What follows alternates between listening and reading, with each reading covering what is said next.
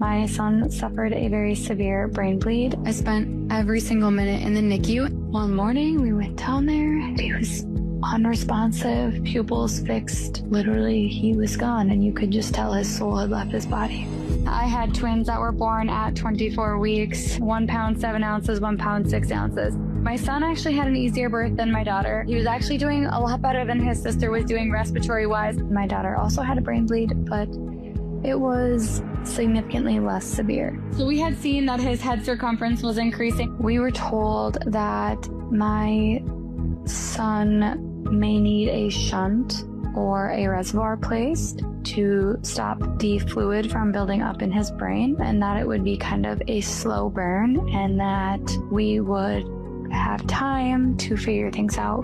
We were like not in the clear, but we weren't like in this super high danger panic mode. And you have to know and realize that when I say panic mode, like I've had my babies resuscitated on my chest multiple times. And so like panic mode for me at this time is like, I'm gonna lose my baby right this second. One morning we went down there and he was unresponsive. His heart rate sat right at 156. He wouldn't move. He didn't grab your finger. He was gone.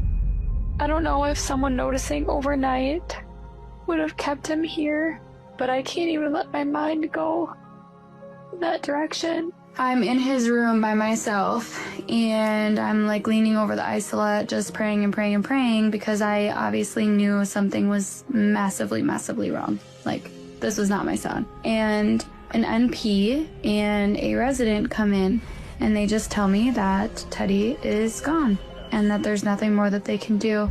And at this moment in time, I fell to the floor, screaming, crying. Like, I just can't even tell you what I did. It was awful.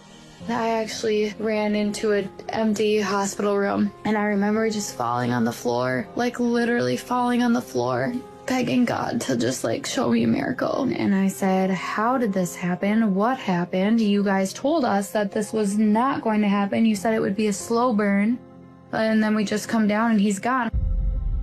So what had happened is he had his cerebral spinal fluid build up in his brain because when his body went to clear out his bleed, it kind of clogged the plumbing of his brain. And so the cerebral spinal fluid built up and caused hydrocephalus. And he looked nothing like the pictures that you will see online. If you Google it, he literally looked normal. The cerebral spinal fluid had built up so much that it pressed on his cerebellum. When damage happens to this area of the brain, it is completely irreversible, and that is kind of what controls like how your body works, like your breathing rate, your heart rate, and everything. And so basically Teddy was being kept alive by his ventilator, and that's it. After he passed away, his sister was in the room across the hall, and we had to go to the NICU again the next morning and be there for her and see his empty room. And my God, it was terrible and traumatic. And I don't know why Teddy, why us, why our family. He was just the sweetest little thing. He loved to cuddle. He's the ultimate protector of his sister and me. After he passed, my twins were able to meet for the first time outside of the womb. And from the moment that he was set in her isolette, she began to improve. She fought insanely hard. She had double lung pneumonia, a bloodstream infection, was a slow-growing baby, a grade 2 bilateral intraventricular hemorrhage, bilateral cerebellar bleed. By the grace of God and with some help from her brother from above, my daughter came home after 101 days in the NICU on just a tiny bit of oxygen. I'm presenting my master's thesis on the prevention of intraventricular hemorrhage complications in extremely low birth weight infants in honor of my son. This experience did not break me. It made me stronger and forced me to be strong in ways that I never knew I could. I am seeing. Are you?